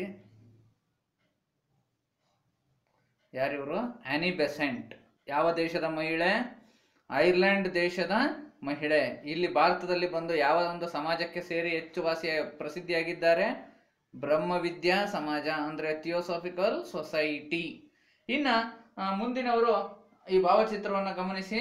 ಶ್ರೀ ನಾರಾಯಣ ಗುರು. ಶ್ರೀ ನಾರಾಯಣ ಗುರು. ಶ್ರೀ ನಾರಾಯಣ ಗುರು. ಸೊ ಇವರು ಧರ್ಮ ಪರಿಪಾಲನಾ ಯೋಗಂ ಎಂಬ ಒಂದು ಚಳುವಳಿಯನ್ನು ಆರಂಭಿಸಿದ್ದಾರೆ. ಅದ್ರ ಬಗ್ಗೆ ನಾವೀಗ ತಿಳಿದುಕೊಳ್ಳೋಣ ವಿದ್ಯಾರ್ಥಿಗಳೇ.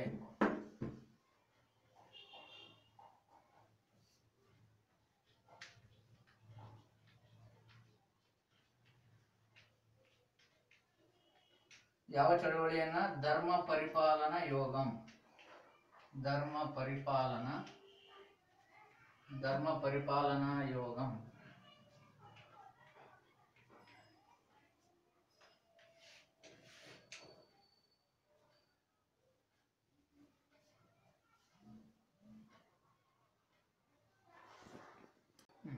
ವಿದ್ಯಾರ್ಥಿಗಳ ಈ ನಾರಾಯಣ ಗುರುರವರು ನಮ್ಮ ದೇಶದ ಕೇರಳ ರಾಜ್ಯ ಏನ್ ಗಮನಿಸ್ತಾ ಇದ್ದೀರಲ್ಲ ನೀವು ಈ ಭಾಗದಲ್ಲಿ ಭಾರತದ ನಕಾಶೆಯಲ್ಲಿ, ಈ ಕೇರಳ ರಾಜ್ಯದಲ್ಲೂ ಕೂಡ ಜಾತಿ ವ್ಯವಸ್ಥೆ ಅತ್ಯಂತ ಕಟ್ಟುನಿಟ್ಟಾಗಿ ಪಾಲನೆ ಆಗ್ತಾ ಇತ್ತು. ಎಲ್ಲಿ? ಈ ಕೇರಳ ರಾಜ್ಯದಲ್ಲಿ ವಿದ್ಯಾರ್ಥಿಗಳೇ.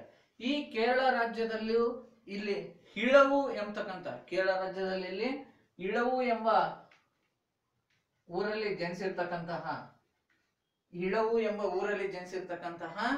ಯಾರು? ಶ್ರೀ ನಾರಾಯಣ ಗುರು. ಇವರು ಅಲ್ಲಿನ ಜಾತಿ ವ್ಯವಸ್ಥೆಯನ್ನು ಹೋಗಲಾಡಿಸ್ಲಿಕ್ಕೆ, ಅಲ್ಲೂ ಕೂಡ ಹಿಂದುಳಿದ ವರ್ಗದವರು ಅಂದ್ರೆ ಮೇಲ್ಜಾತಿ ಕೆಳಜಾತಿ ಅಂತ ಭೇದ ಭಾವವನ್ನು ಮಾಡ್ಕೊಂಡಿದ್ದು, ಕೆಳಜಾತಿಯವರಿಗೆ, ಕೆಳ ವರ್ಗದವರಿಗೆ, ಹಿಂದುಳಿದ ವರ್ಗದವರಿಗೆ ಶೋಷಣೆಯನ್ನು ಉಂಟು ಮಾಡ್ತಾ ಇದ್ರು. ಯಾರು? ಮುಂದುವರೆದಂತ ವರ್ಗದವರು. ಸೊ ಹಾಗಾಗಿ ಮೇಲ್ವರ್ಗದವರು ಈ ಶೋಷಣೆಯನ್ನ ತಡೆಗಟ್ಟುವುದೇ ಧರ್ಮ ಪರಿಪಾಲನಾ ಯೋಗಂ ಚಳುವಳಿಯ ಒಂದು ಪ್ರಮುಖ ಗುರಿಯಾಗಿತ್ತು. ಯಾರ ಶೋಷಣೆಯನ್ನ ತಡೆಗಟ್ಟುವುದು? ಹಿಂದುಳಿದ ವರ್ಗದವರು, ಅಸ್ಪೃಶ್ಯರು ಮತ್ತು ಸಮಾಜದಲ್ಲಿ ಏನು ಕೆಳವರ್ಗದವರು, ಮೇಲ್ವರ್ಗದವರು, ಕೆಳವರ್ಗದವರು ಅಂತ ಜಾತಿ ಆಧಾರದ ಮೇಲೆ ವಿಂಗಡಿಸ್ಕೊಂಡಿದ್ರಲ್ಲ, ಸೊ ಆ ಕೆಳವರ್ಗದವರನ್ನ ಉನ್ನತ ಸ್ಥಾನಕ್ಕೆ ಏರಿಸ್ತಕ್ಕಂಥದ್ದು, ಅಂದ್ರೆ ಆ ಶೋಷಣೆಯನ್ನ ತಪ್ಪಿಸುವುದು, ಸಮಾನತೆಯನ್ನ ಸಮಾಜದಲ್ಲಿ ಜಾರಿಗೆ ತರ್ತಕ್ಕಂಥದ್ದು ಈ ನಾರಾಯಣ ಗುರುರವರ ಧರ್ಮ ಪರಿಪಾಲನಾ ಯೋಗಂನ ಪ್ರಮುಖ ಗುರಿಯಾಗಿತ್ತು ವಿದ್ಯಾರ್ಥಿಗಳೇ. ನೋಡಿ ಅಲ್ಲಿ ಹೇಗಿತ್ತಪ್ಪ, ಆ ಹಿಂದುಳಿದ ವರ್ಗದವರಿಗೆ, ಅಸ್ಪೃಶ್ಯರಿಗೆ ಕೇರಳದಲ್ಲಿ ಅಲ್ಲಿ ಭೇದ ಭಾವವನ್ನ ಮಾಡ್ತಾ ಇದ್ರು. ಯಾವುದೇ ಕಾರಣಕ್ಕೂ ದೇವಾಲಯಗಳನ್ನ ಪ್ರವೇಶಿಸುವಂತಿರಲಿಲ್ಲ. ಅಲ್ಲದೆ ಸಾರ್ವಜನಿಕ ಕೆರೆ ಬಾವಿಗಳಲ್ಲಿ ನೀರನ್ನ ಸೇದುವಂತಿರಲಿಲ್ಲ, ನೀರನ್ನ ತರುವಂಗಿರ್ಲಿಲ್ಲ. ಯಾರು? ಸಮಾಜದಲ್ಲಿ ಕೆಳವರ್ಗದವರು, ಅಸ್ಪೃಶ್ಯರು ಅಂತ ನಾವೇನ್ ಹೇಳ್ತೀವಿ, ಹಾಗೆ ಹಿಂದುಳಿದ ವರ್ಗದವರು. ಅದೇ ರೀತಿಯಾಗಿ ಮತ್ತಿನ್ನ ಯಾವುದೇ ಸಾರ್ವಜನಿಕ ಸಭೆ ಸಮಾರಂಭಗಳಲ್ಲಿ ಭಾಗವಹಿಸುವಂತಿರ್ಲಿಲ್ಲ ಕೆಳವರ್ಗದವರು. ಹೀಗಾಗಿ ಅಷ್ಟೇ ಅಲ್ಲದೆ ಶಿಕ್ಷಣವನ್ನು ಪಡೆದುಕೊಳ್ಳುವಂತಿರ್ಲಿಲ್ಲ. ಹಾಗಾಗಿ ಇವೆಲ್ಲವನ್ನ ವಿರೋಧಿಸಿದ್ರು ಯಾರು? ನಾರಾಯಣ ಗುರುರವರು. ಹಾಗಾಗಿ ಇವರು ಈ ಜಾತಿ ಪದ್ಧತಿಯನ್ನು ಹೋಗಲಾಡಿಸ್ಲಿಕ್ಕೆ ಏನ್ ಮಾಡಿದ್ರಪ್ಪ, ಮಾನವರೆಲ್ಲರದು ಒಂದೇ ಜಾತಿ ಒಂದೇ ಕುಲ, ಎಲ್ಲ ಒಂದೇ ಜಾತಿ ಒಂದೇ ಕುಲಕ್ಕೆ ಒಬ್ಬನೇ ದೇವರು ಅಂತ ಬೋಧನೆಯನ್ನ ಮಾಡಿದ್ರು. ಹಾಗಾಗಿ ಆ ಒಬ್ಬನೇ ದೇವರು ಅಂತ ತಿಳ್ಕೋಬೇಕಾದ್ರೆ ಜನರು ಯಾವ್ದ್ರ ಮೂಲಕ ತಿಳ್ಕೋಬಹುದು?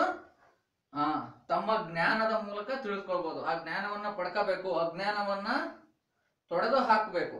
ಆ ಅಜ್ಞಾನವನ್ನ ತೊಲಗಿಸಿ ಜ್ಞಾನವನ್ನ ಪಡ್ಕೋಬೇಕಾದ್ರೆ ಶಿಕ್ಷಣ ಮಾರ್ಗದಿಂದ ಮಾತ್ರ ಸಾಧ್ಯ ಎಂದು ತಿಳಿಸಿದರು ಯಾರು? ನಾರಾಯಣ ಗುರುರವರು. ಸೊ ಹಾಗಾಗಿ ದೇಶದಾದ್ಯಂತ ಶಾಲೆಗಳನ್ನ ತೆರೆಯುವುದು ಕೂಡ ಈ ಧರ್ಮ ಪರಿಪಾಲನ ಯೋಗದ ಒಂದು ಮುಖ್ಯ ಗುರಿಯಾಗಿತ್ತು. ಆ ಮೂಲಕ ಜನರಿಗೆ ಶಿಕ್ಷಣವನ್ನ ನೀಡಿ ಶಿಕ್ಷಿತರನ್ನಾಗಿ ಮಾಡಿ ಈ ಒಂದು ಜಾತಿ ವ್ಯವಸ್ಥೆಯನ್ನ ಶೋಷಣೆಯನ್ನ ತಡೆಗಟ್ಟಬೇಕು, ಕೆಳವರ್ಗದವರು ಅನುಭವಿಸುತ್ತಿರುವ ಶೋಷಣೆಗಳನ್ನ ತಡೆಗಟ್ಟಬೇಕು ಅನ್ನೋದು ಇವರ ಕೆಲಸವಾಗಿತ್ತು. ಈ ಒಂದು ಧರ್ಮ ಪರಿಪಾಲನ ಯೋಗದ ಮುಖ್ಯ ಗುರಿಯಾಗಿತ್ತು ವಿದ್ಯಾರ್ಥಿಗಳೇ. ಸೊ ಹಾಗಾದ್ರೆ ಈ ನಿಟ್ಟಿನಲ್ಲಿ ಅನೇಕ ಚಳುವಳಿಗಳನ್ನು ನಡೆಸಿದ್ರು ಇವರು.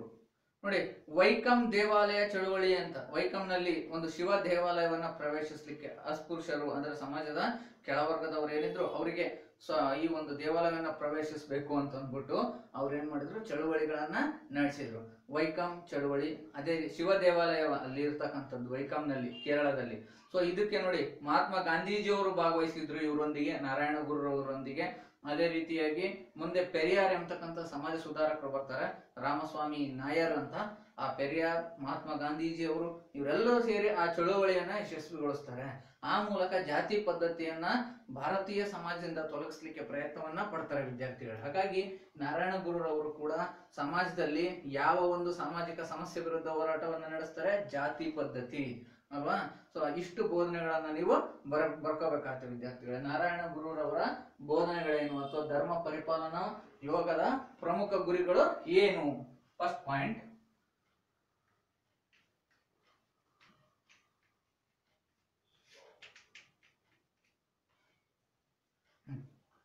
ಹಿಂದುಳಿದ ವರ್ಗದವರು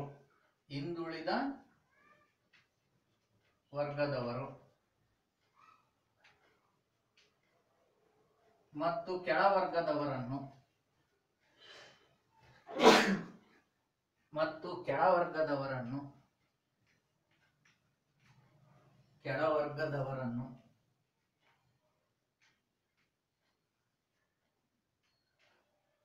ಶೋಷಣೆಯಿಂದ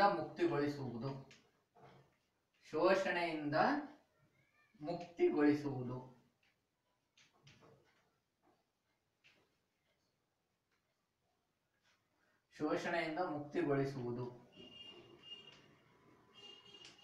ಅದೇ ರೀತಿ ಎರಡನೇ ಪಾಯಿಂಟ್, ಎಲ್ಲ ಕುಲ ಮತ್ತು ಜಾತಿಗಳಿಗೆ, ಜನಾಂಗದವರಿಗೆ, ಜಾತಿಗಳಿಗೆ ಒಬ್ಬನೇ ದೇವರು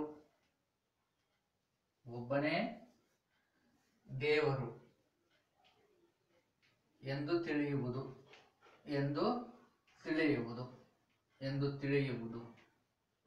ಇನ್ನು ಕೊನೆ ಪಾಯಿಂಟ್ ಏನಂತ ಹೇಳಿದ್ರೆ, ಈ ಒಂದು ಒಬ್ಬನೇ ದೇವರು ಎಂತಕ್ಕಂಥ ತಿಳಿದಕ್ಕಂಥದ್ದು ಅಂಶ ಜನರಿಗೆ ಯಾವುದ್ರ ಮೂಲಕ ತಿಳಿಸ್ಬೋದು ನಾವು? ಶಿಕ್ಷಣದಿಂದ ಈ ಸಾಧನೆ ಮಾಡುವುದು.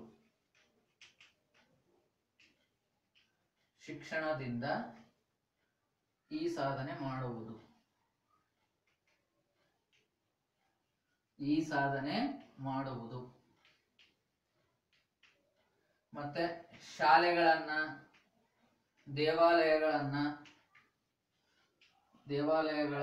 ಸ್ಥಾಪನೆಯನ್ನ ಮಾಡ್ತಕ್ಕಂಥದ್ದು. ಆ ಮೂಲಕ ನಿರಾಕರಿಸಲ್ಪಟ್ಟವರಿಗೆ, ಶೋಷಿತರಿಗೆ ಒಳಪಟ್ಟವರಿಗೆ ದೇವಾಲಯಗಳನ್ನ ಪ್ರವೇಶಿಸಲಿಕ್ಕೆ ಮತ್ತೆ ಶಾಲೆಗಳಲ್ಲಿ ಶಿಕ್ಷಣವನ್ನು ಪಡೆಯಲಿಕ್ಕೆ ಅನುಕೂಲಕರವಾಗಲಿ ಅಂತ ಈ ಒಂದು ಬೋಧನೆಯನ್ನು ಕೂಡ ಮಾಡ್ತಾರೆ. ಶಾಲೆಗಳು, ದೇವಾಲಯಗಳನ್ನು ಸ್ಥಾಪಿಸ್ತಕ್ಕಂಥದ್ದು. ಅದೇ ರೀತಿ ಬಾವಿಗಳ ನಿರ್ಮಾಣ, ಕೆರೆ ಕಟ್ಟೆಗಳ ನಿರ್ಮಾಣ.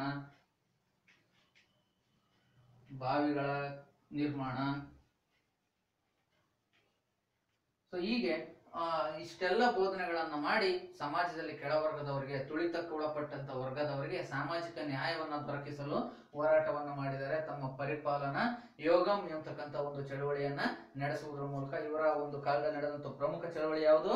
ವೈಕಂ ಸತ್ಯಾಗ್ರಹ. ಕೊನೆಯದು ವೈಕಂ ಸತ್ಯಾಗ್ರಹ. ಎಲ್ಲಿ ನಡೆದಿದ್ದು? ಕೇರಳದಲ್ಲಿ. ಯಾವ ದೇವಾಲಯವನ್ನ?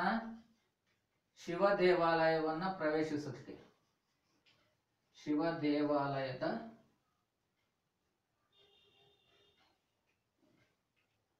ಪ್ರವೇಶವನ್ನ ಮಾಡಲಿಕ್ಕೆ.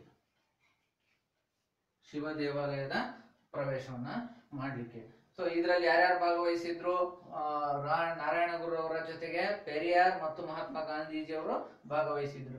ಸೊ ಇಷ್ಟು ಶ್ರೀ ನಾರಾಯಣ ಗುರು ಧರ್ಮ ಪರಿಪಾಲನ ಯೋಗದ ಪ್ರಮುಖ ಗುರಿಗಳು ಮತ್ತೆ ಉದ್ದೇಶಗಳು. ನೆಕ್ಸ್ಟ್ ವಿದ್ಯಾರ್ಥಿಗಳೇ, ಪೆರಿಯಾರ್ ನೆಕ್ಸ್ಟ್ ಅಂದ್ರೆ ಇ.ವಿ.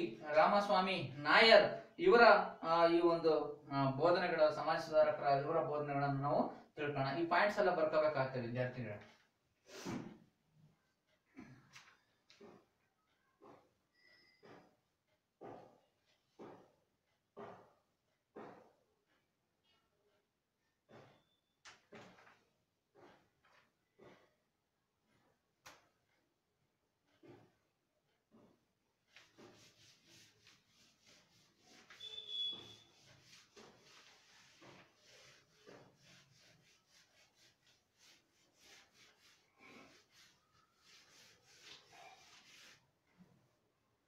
ಇ.ವಿ. ರಾಮಸ್ವಾಮಿ ನಾಯರ್, ರಾಮಸ್ವಾಮಿ ನಾಯರ್ ಅಥವಾ ಪೆರಿಯಾರ್. ಪೆರಿಯಾರ್ ಅಂತಂದ್ರೆ ತಮಿಳಿನಲ್ಲಿ ಹಿರಿಯರು ಎಂದರ್ಥ. ಪೆರಿಯಾರ್ ಅಂತಂದ್ರೆ ಹಿರಿಯರು, ದೊಡ್ಡವರು ಎಂದರ್ಥ, ಹಿರಿಯರು. ನೋಡಿ, ಇವರು ಜಸ್ಟಿಸ್ ಪಾರ್ಟಿಯನ್ನ ಸ್ಥಾಪನೆ ಮಾಡುವುದರ ಮೂಲಕ, ಜಸ್ಟಿಸ್ ಪಾರ್ಟಿ ಸ್ಥಾಪನೆ ಮಾಡೋದ್ರ ಮೂಲಕ ಒಂದು ಚಳುವಳಿಯನ್ನು ಆರಂಭಿಸ್ತಾರೆ. ಆತ್ಮಗೌರವ ಚಳುವಳಿ, ಆತ್ಮಗೌರವ ಚಳುವಳಿ. ಯಾರು? ಇ.ವಿ. ರಾಮಸ್ವಾಮಿ ನಾಯರ್ ಅವರನ್ನ ಏನಂತ ಕರೀತಾರೆ? ಪೆರಿಯಾರ್. ಇವರು ಎಲ್ಲಿ ಸಮಾಜ ಸುಧಾರಣೆಯನ್ನ ಮಾಡಿದ್ರು? ತಮಿಳುನಾಡಿನಲ್ಲಿ. ವಿದ್ಯಾರ್ಥಿಗಳ ಗಮನಿಸಿ, ನಕಾಶೆಯಲ್ಲಿ ಈ ಭಾಗದಲ್ಲಿ ಸಾಮಾಜಿಕ ಧಾರ್ಮಿಕ ಸುಧಾರಣಾ ಚಳವಳಿಯನ್ನ ನಡೆಸಿದ್ರು. ಇವರ ಬೋಧನೆಯ ಉದ್ದೇಶವೂ ಅದೇ. ಏನಪ್ಪಾ ಅಂತಂದ್ರೆ ಸಮಾಜದಲ್ಲಿ ಜಾತಿ ಪದ್ಧತಿ ಬಹಳ ಶೋಷಣೆಯಿಂದ ಇತ್ತು. ಅಂದ್ರೆ ಕೆಳವರ್ಗದವರನ್ನ ಶೋಷಿಗೊಳಪಡಿಸ್ತಾ ಇದ್ರು. ಅವರು ಆ ಒಂದು ಅಭಿವೃದ್ಧಿಯನ್ನ ಮಾಡ್ತಕ್ಕಂಥದ್ದು. ನೋಡಿ ವಿದ್ಯಾರ್ಥಿಗಳೇ, ಈ ರಾಮಸ್ವಾಮಿ ನಾಯರ್ ಅವರ ಒಂದು ಚಿತ್ರವನ್ನ ನಾನು ನಿಮಗೆ ತೋರಿಸ್ತೀನಿ, ಅದನ್ನ ಗಮನಿಸಿ.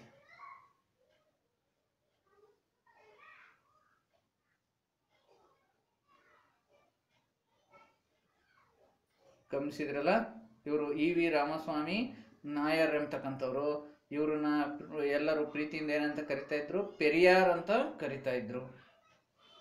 ಸರಿ ವಿದ್ಯಾರ್ಥಿಗಳೇ, ಸೊ ಈಗ ಈ ಇ.ವಿ.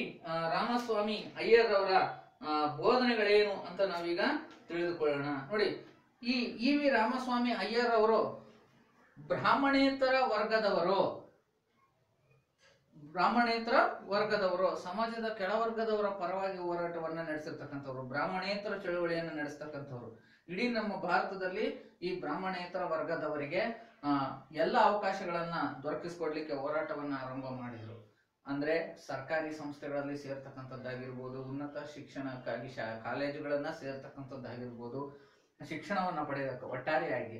ಸೊ ಹೀಗಾಗಿ ಇವರು ಬ್ರಾಹ್ಮಣೇತರ ಚಳುವಳಿಯನ್ನು ಆರಂಭ ಮಾಡ್ತಾರೆ ನಮ್ಮ ಭಾರತ ದೇಶದಲ್ಲಿ, ಅದರಲ್ಲೂ ತಮಿಳುನಾಡು ಭಾಗದಲ್ಲಿ, ಚೆನ್ನೈನಲ್ಲಿ. ಸೊ ಯಾರು? ರಾಮಸ್ವಾಮಿ ನಾಯರ್ ಅವರು. ಸೊ ಹಾಗಾಗಿ ಇವರು ಏನು ಅದನ್ನ ಸೆಲ್ಫ್ ರೆಸ್ಪೆಕ್ಟ್ ಲೀಗ್ ಅಂತ ಸ್ಥಾಪನೆ ಮಾಡ್ತಾರೆ.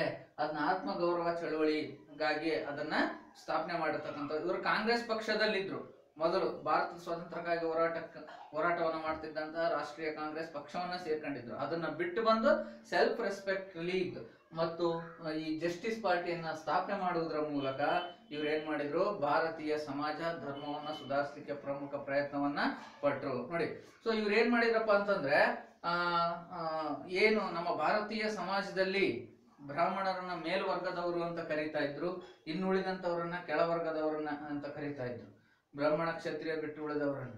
ಸೊ ಹಾಗಾಗಿ ಈ ಏನು ಅವುಗಳನ್ನ ಸಾರ್ತಕ್ಕಂಥ ಭಾಷೆ ಆಗಿರ್ಬೋದು, ಆರ್ಯರು, ನೋಡಿ ಬ್ರಾಹ್ಮಣರು ಇವೆಲ್ಲ ಉತ್ತಮ ಕುಲದವರು ಅಂತ ಆ ಒಂದು ಜನಾಂಗವನ್ನ ಕರೆದು ಅವರಿಗೆ ಎಲ್ಲ ಅವಕಾಶಗಳನ್ನ ಭಾರತೀಯ ಸಮಾಜದಲ್ಲಿ ನೀಡಲಾಗಿತ್ತು. ಆದ್ರೆ ಇನ್ನುಳಿದಂತ ವರ್ಗದವರಿಗೆ ಈ ಅವಕಾಶಗಳಿಂದ ವಂಚಿಸಲಾಗಿತ್ತು.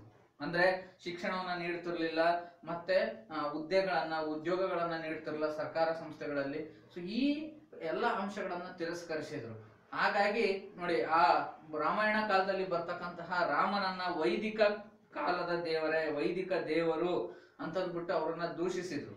ಅದೇ ರೀತಿ ರಾವಣನನ್ನ ವೈಭವೀಕರಿಸಿದ್ರು. ಸೊ ಹೀಗೆ ಈ ಒಂದು ಏನು ಭಾಷೆ ಇತ್ತು ಅದರಲ್ಲೂ ಆ ಸಂಸ್ಕೃತ ಭಾಷೆ ಬರೀ ಮೇಲ್ವರ್ಗದವರ ಭಾಷೆ, ಮತ್ತೆ ಅದು ಮೇಲು ಕೀಳು ತಿಳಿಸುತ್ತೆ ಅಂತ ಅಂದ್ಬಿಟ್ಟು ಆ ಭಾಷೆ ಕಲಿಯುವುದನ್ನೇ ತಿರಸ್ಕರಿಸಿದ್ರು. ತಮಿಳನ್ನ ದ್ರಾವಿಡರ ಭಾಷೆ ಅಂತ ಕರೆದ್ರು. ಯಾವ ಭಾಷೆನ? ತಮಿಳು ಭಾಷೆಯನ್ನ. ಸೊ ಈ ಒಂದು ಬೋಧನೆಗಳನ್ನ ಮಾಡುವುದರ ಮೂಲಕ ಈ ಜಾತಿ ಪದ್ಧತಿಯನ್ನ ಮತ್ತೆ ಮೇಲ್ವರ್ಗದವರು ಕೆಳವರ್ಗದವರ ನಡುವಿನ ಅಂತರವನ್ನ ಕಡಿಮೆ ಮಾಡಲಿಕ್ಕೆ ಪ್ರಯತ್ನವನ್ನ ಪಟ್ಟಿದ್ದಾರೆ. ಯಾರು? ಇ.ವಿ. ರಾಮಸ್ವಾಮಿ ನಾಯರ್ ಅವರು. ಈ ನಿಟ್ಟಿನಲ್ಲಿ ಇವರು ಅನೇಕ ಚಳುವಳಿಗಳನ್ನು ಕೂಡ ನಡೆಸಿದ್ದಾರೆ. ಯಾರೋ? ರಾಮಸ್ವಾಮಿ ನಾಯರ್. ನೋಡಿ, ವೈಕಂ ದೇವಾಲಯದ ಚಳುವಳಿ ಏನ್ ನಡೀತಲ್ಲ, ಅದೇ ರೀತಿಯಾಗಿ ಇವರು ಕೂಡ ಆ ಒಂದು ವೈಕಂ ಚಳುವಳಿಯಲ್ಲಿ ಭಾಗವಹಿಸಿದ್ದಾರೆ. ಮತ್ತೆ ಅನೇಕ ದೇವಾಲಯಗಳನ್ನ ಅಸ್ಪೃಶ್ಯರಿಗೆ, ಕೆಳವರ್ಗದವರಿಗೆ ಅಂತ ಸ್ಥಾಪನೆ ಮಾಡಿದ್ದಾರೆ. ಶಾಲೆಗಳನ್ನ, ಕಾಲೇಜುಗಳನ್ನ ತೆರೆದಿದ್ದಾರೆ. ಸೊ ಅಷ್ಟೇ ಅಲ್ಲದೆ ಇಂದಿಗೂ ಕೂಡ ನಾವು ಆ ತಮಿಳುನಾಡಿನಲ್ಲಿ ಆ ದ್ರಾವಿಡ ಕಳಗಂ ಆ ಭಾಷೆಯನ್ನ ಬಳಸಿದಾಗ ಒಂದು ಕೆಲವು ರಾಜಕೀಯ ಪಕ್ಷಗಳವರ ಒಂದು ಸಂಘಟನೆಗಳ ಹೆಸರನ್ನು ಇಟ್ಕೊಂಡಿರೋದನ್ನ ಗಮನಿಸಿದಾಗ ಇವರ ಪ್ರಭಾವ ತಮಿಳುನಾಡಿನಲ್ಲಿ ಎಷ್ಟು ಇತ್ತು ಅನ್ನೋದು ನಮಗೆ ತಿಳಿದು ಬರುತ್ತೆ. ಸರಿ ವಿದ್ಯಾರ್ಥಿಗಳ, ಈಗ ನೀವು ಇ.ವಿ. ರಾಮಸ್ವಾಮಿ ಅಯ್ಯರ್ ಅವರ ಬೋಧನೆಗಳನ್ನ ನೀವೀಗ ತಿಳ್ಕೊಬೇಕಾಗತ್ತೆ. ಅವನ್ನ ಬರೆಸ್ತೀನಿ, ನೀವು ಬರ್ಕೋಬೇಕಾಗತ್ತೆ. ಅದರಲ್ಲಿ ಮೊದಲನೇ ಪಾಯಿಂಟ್, ಸಮಾಜದಲ್ಲಿ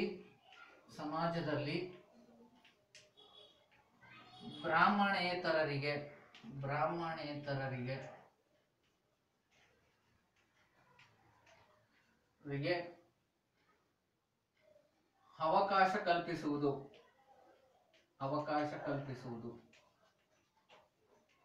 ಅವಕಾಶ ಕಲ್ಪಿಸುವುದು ಮತ್ತೇನು ಜನಾಂಗೀಯ ಶ್ರೇಷ್ಠತೆಯನ್ನ ಸಾರುತ್ತವಲ್ಲ, ಯಾವ್ಯಾವ? ಬ್ರಾಹ್ಮಣ, ಆರ್ಯ ಇತ್ಯಾದಿ ಜನಾಂಗೀಯ ಶ್ರೇಷ್ಠತೆಯನ್ನು ಸಾರುವ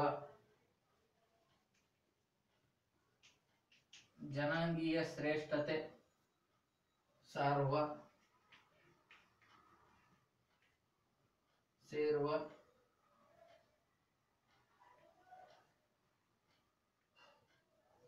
ವರ್ಗದವರನ್ನು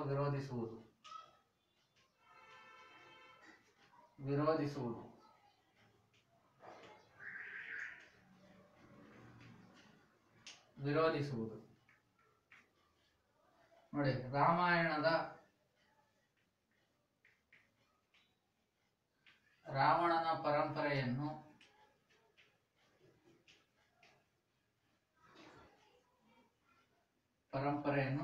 ವೈಭವೀಕರಿಸುವುದು.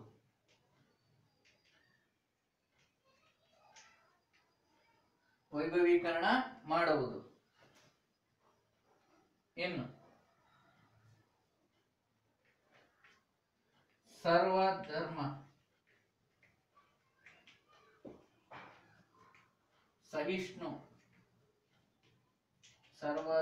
ಸಹಿಷ್ಣುತೆ, ಸಮಾಜ ನಿರ್ಮಾಣ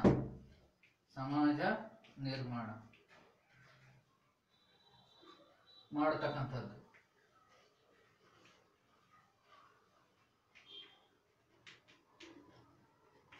ಮತ್ತು ತಮಿಳು ದ್ರಾವಿಡರ ಭಾಷೆ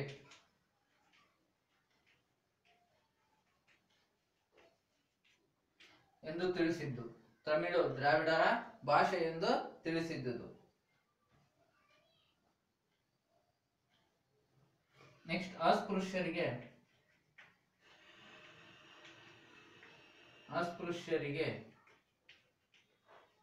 ದೇವಾಲಯ ಪ್ರವೇಶಿಸುವ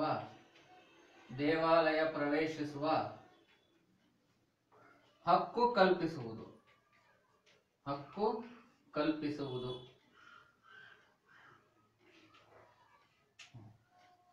ವಿದ್ಯಾರ್ಥಿಗಳ, ಇಷ್ಟು ಈ ಯಾರು? ರಾಮಸ್ವಾಮಿ ನಾಯರ್ ಅಥವಾ ಪೆರಿಯಾರ್ರ ಬೋಧನೆಗಳು. ಈ ಎಲ್ಲ ಪಾಯಿಂಟ್ ನೀವು ಬರ್ಕೋಬೇಕಾಗುತ್ತೆ. ಮತ್ತೆ ಇವುಗಳನ್ನ ಅಧ್ಯಯನ ಮಾಡಬೇಕು. ಆತ್ಮಗೌರವ ಚಳುವಳಿಯ ಪ್ರಮುಖ ಗುರಿಗಳೇನು, ಅಥವಾ ರಾಮಸ್ವಾಮಿ ನಾಯರ್ ಅಥವಾ ಪೆರಿಯಾರ್ರ ಸಮಾಜ ಸುಧಾರಣಾ ಕ್ರಮಗಳು ಯಾವುವು ಅಂತ ಹೇಳಿದ್ರೆ ಇಷ್ಟು ಪಾಯಿಂಟ್ಸ್ ನೀವು ಬರೀಬೇಕಾಗುತ್ತೆ ವಿದ್ಯಾರ್ಥಿಗಳೇ. ಅಷ್ಟೇ ಅಲ್ಲದೆ ಅನೇಕ ಚಳುವಳಿಗಳಲ್ಲಿ ಇವರು ಭಾಗವಹಿಸಿದ್ದಾರೆ. ದೇವಾಲಯಗಳನ್ನ ಪ್ರವೇಶಿಸುವ ಚಳುವಳಿಗಳಲ್ಲಿ ಯಾರು? ಪೆರಿಯಾರ್. ಸೊ ಇಲ್ಲಿವರೆಗೂ ಪಾಠವನ್ನ ತಿಳ್ಕೊಂಡಿದ್ದೀರಿ. ಕೊನೆಗೆ ನಾನು ಕೆಲವು ಪ್ರಶ್ನೆಗಳನ್ನ ನಾನು ನಿಮಗೆ ಕೇಳ್ತೀನಿ, ಅವುಗಳಿಗೆ ಉತ್ತರವನ್ನ ನೀವು ನೀಡಬೇಕಾಗುತ್ತೆ ವಿದ್ಯಾರ್ಥಿಗಳೇ. ಸರಿ, ಹಾಗಾದ್ರೆ ಮೊದಲನೇ ಪ್ರಶ್ನೆ ಏನಪ್ಪಾ ಅಂತಂದ್ರೆ, ರಾಮಕೃಷ್ಣ ಮಿಷನ್ ಅನ್ನು ಯಾರು ಸ್ಥಾಪಿಸಿದರು? ರಾಮಕೃಷ್ಣ ಮಿಷನ್ ಸ್ಥಾಪಕರು ಯಾರು? ಯಾರೋ ಸ್ವಾಮಿ ವಿವೇಕಾನಂದರು. ಸರಿ ವಿದ್ಯಾರ್ಥಿಗಳೇ. ಕೋಲ್ಕತ್ತಾದ ಕಾಳಿ ದೇವಾಲಯದಲ್ಲಿ ಅರ್ಚಕರಾಗಿ ಕಾರ್ಯವನ್ನು ನಿರ್ವಹಿಸಿದ ಸಮಾಜಕ ಧಾರ್ಮಿಕ ಸುಧಾರಕ ಯಾರು? ಯಾರು? ರಾಮಕೃಷ್ಣ ಪರಮಹಂಸರು. ಕರೆಕ್ಟ್ ವಿದ್ಯಾರ್ಥಿಗಳೇ. ಇಷ್ಟು ಪ್ರಶ್ನೆಗಳಿಗೆ ಉತ್ತರ ನೀಡಿದಿರಿ. ಇನ್ನ ಕೊನೆಯದಾಗಿ ನಿಮಗೆ ಈ ಪಾಠಕ್ಕೆ ಸಂಬಂಧಪಟ್ಟಂತೆ ಪರೀಕ್ಷೆಗೆ ಉಪಯುಕ್ತವಾಗ್ತಕ್ಕಂಥ ಕೆಲವು ಪ್ರಶ್ನೆಗಳನ್ನ ಗೃಹ ಪಾಠದ ರೂಪದಲ್ಲಿ ನೀಡ್ತಾ ಇದ್ದೀನಿ. ಆ ಪ್ರಶ್ನೆಗಳನ್ನ ಬರ್ಕೊಡ್ರಿ ವಿದ್ಯಾರ್ಥಿಗಳೇ. ಅವುಗಳಿಗೆ ಉತ್ತರಗಳನ್ನ ಬರೀರಿ ನಿಮ್ಮ ನೋಟ್ಸ್ಗಳಲ್ಲಿ. ಇದರಿಂದ ಪರೀಕ್ಷೆಗೆ ಅನುಕೂಲಕರವಾಗುತ್ತದೆ. ಗೃಹ ಪಾಠದ ಪ್ರಶ್ನೆಗಳು ಯಾವ್ಯಾವು? ಮೊದಲನೇ ಪ್ರಶ್ನೆ, ಸ್ವಾಮಿ ವಿವೇಕಾನಂದರ ಬೋಧನೆಗಳು ಯಾವುವು? ಸ್ವಾಮಿ ವಿವೇಕಾನಂದರ ಬೋಧನೆಗಳು ಯಾವುವು? ನೆಕ್ಸ್ಟ್ ಎರಡನೇ ಪ್ರಶ್ನೆ, ಭಾರತದಲ್ಲಿ ಹಿಂದೂ ಧರ್ಮದ ಪುನರುತ್ಥಾನಕ್ಕೆ ಆನಿ ಬೆಸೆಂಟ್ ರವರು ಕೈಗೊಂಡ ಕ್ರಮಗಳೇನು? ಆನಿ ಬೆಸೆಂಟ್ ರವರು ಕೈಗೊಂಡ ಕ್ರಮಗಳೇನು? ಸರಿ ವಿದ್ಯಾರ್ಥಿಗಳೇ, ಈ ಪಾಠಕ್ಕೆ ಸಂಬಂಧಪಟ್ಟಂತೆ ಇಷ್ಟು ಹೋಮ್ವರ್ಕ್ ಅನ್ನ ಬರ್ಕೊಂಡು ಅಭ್ಯಾಸವನ್ನ ಮಾಡಿ. ಇಲ್ಲಿವರೆಗೂ ಈ ಒಂದು ಪಾಠವನ್ನ ಕೇಳಿದ್ದಕ್ಕೆ ನಿಮ್ಗೆಲ್ಲರಿಗೂ ವಂದನೆಗಳು.